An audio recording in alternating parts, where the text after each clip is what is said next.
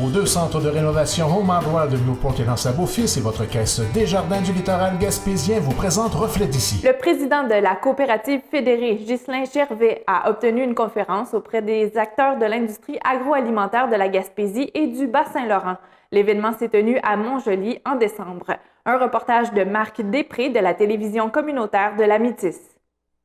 Eh bien, M. Gervais, qu'est-ce qui fait que vous avez accepté cette invitation de la Chambre de commerce? Écoutez, c'est une tournée des régions qu'on a entrepris cet automne pour rencontrer les principaux intervenants économiques dans différentes régions du Québec pour mieux faire connaître la Coop fédérée, son réseau de coopératives, l'importance qu'on accorde au développement des régions, au soutien qu'on apporte en région.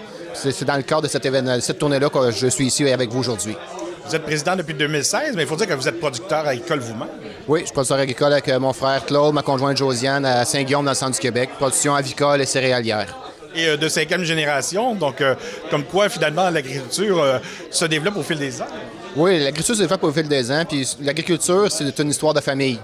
Au fil des années, c'est des familles qui se succèdent de génération en génération pour apporter leur production, leurs produits à un plus haut niveau standard de qualité pour répondre aux attentes et aux besoins des consommateurs d'ici. Et la Coop fédérée, il faut dire qu'au niveau du Bas-Saint-Laurent, prend de l'importance année après année. Écoutez, la présence agricole coopérative dans la région du Bas-Saint-Laurent, c'est un pilier important. Via la coopérative Furdel, qu'on a mentionné tantôt, Furdel, tout près de 115 millions de chiffres d'affaires. Il y a aussi la présence de la Coop Agriscar, la Coop de Saint-Fabien, magasin Coop Squatec et Coop de Saint-Hubert, qui sont tous présents en région, ce qui fait en sorte qu'on assure une présence régionale importante. Puis on a aussi d'autres activités en région. Toute la génétique porcine de haut niveau de l'IMEL est produite ici dans la région du Bas-Saint-Laurent. Et en termes d'emploi, c'est énorme comme portrait. Écoutez, l'agriculture, l'agroalimentaire dans la région du Bas-Saint-Laurent, c'est 18 des emplois. C'est tout près d'un emploi sur 5 là, en région qui est relié au secteur agricole et agroalimentaire. C'est une présence importante dans les régions du Québec. Et là, on se tourne vers l'avenir, le 100e qui s'en vient. Donc, on a une vision 2020. Oui, on a une vision 2020. C'est une réalité économique qui nous rattrape. On le voit avec plusieurs industries qui sont présentement des consolidations qui se passent. Puis pour demeurer pertinent pour nos membres, nos producteurs agricoles, nos familles agricoles, il faut qu'on se réinvente comme organisation, se projeter dans le futur, faire face à ces défis-là.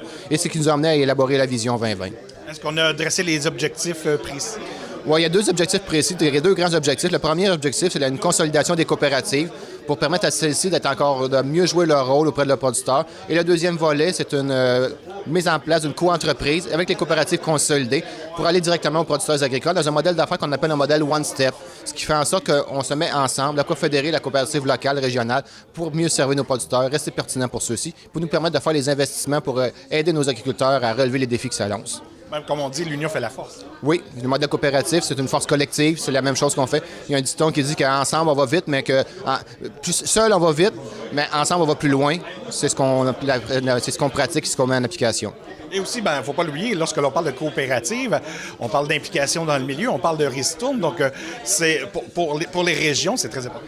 Oui, c'est très important pour les régions, pour le développement des régions. Il y a le volet de la ristourne, mais tout un peu l'été passé, en 2017, on était présent en région via le défi vélo La Coop, où on soutient les organismes communautaires de la région. C'est près de 200 000 qui ont été recueillis en 2017. Il y a 150 000 qui ont été versés à des organismes de la région du Bas-Saint-Laurent. Un autre 50 000 à peu près à l'organisme au cœur des familles agricoles qui soutient les familles agricoles qui vivent des difficultés. C'est une façon, c'est un autre volet de la coopération pour démontrer notre soutien aux collectivités qui nous ont vu naître, les régions qui nous ont vu naître. Et il faut dire que pour l'avenir, les défis, il y en a énormément. Entre autres, on pense aux accords internationaux qui font mal, au risque de faire mal. Oui, c'est ça. Les défis ne manquent pas, mais il faut savoir qu'à chaque année apporte son lot de défis. Des fois, ces défis-là se deviennent des opportunités. On pense aux défis climatiques, les défis politiques, les nouveaux accords, les défis environnementaux, les défis technologiques. C'est source de défis, mais en même temps, il y a dans ces défis-là des occasions d'affaires intéressantes qui se profilent pour le futur. Et comment jugez-vous les accords gouvernementaux signés par le Canada? Comme j'ai mentionné tantôt, on est déçus de le nouvel accord Canada-États-Unis-Mexique. On suit la situation de près attentivement. On va voir les mécanismes de compensation qui vont être accordés aux producteurs, mais ça reste à voir pour le futur. On attend de voir les textes finaux de l'accord avant de porter notre jugement définitif.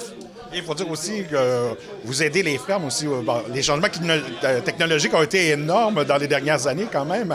Donc, vous apportez une certaine aide aussi aux fermes. Oui, bien, c'est notre soutien. C'est un peu ce qui fait la force de se regrouper tout le monde ensemble. On est plus équipés, on est mieux financés pour permettre de relever ces défis-là.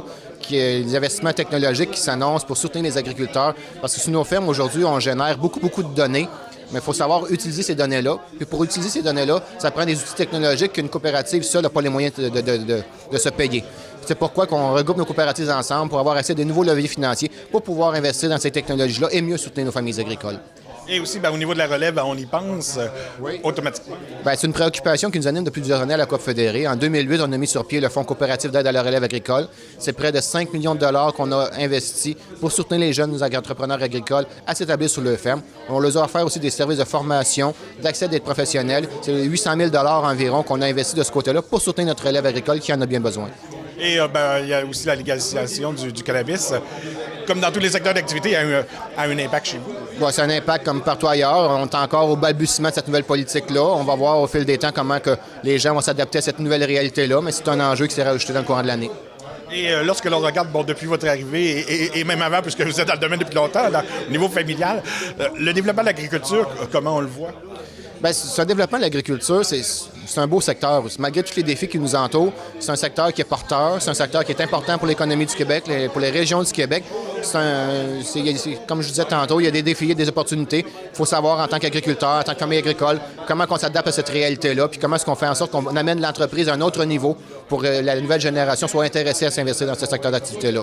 Donc, on peut dire que l'agriculture et l'agroalimentaire au Bas-Saint-Laurent-Gaspésie et en région, c'est là pour rester. Oui, c'est là pour rester. Il faut savoir, depuis les débuts des origines de la colonie québécoise, il y a toujours eu de l'agriculture. L'agriculture est encore là aujourd'hui, puis l'agriculture est là pour rester. Merci beaucoup. Merci à vous.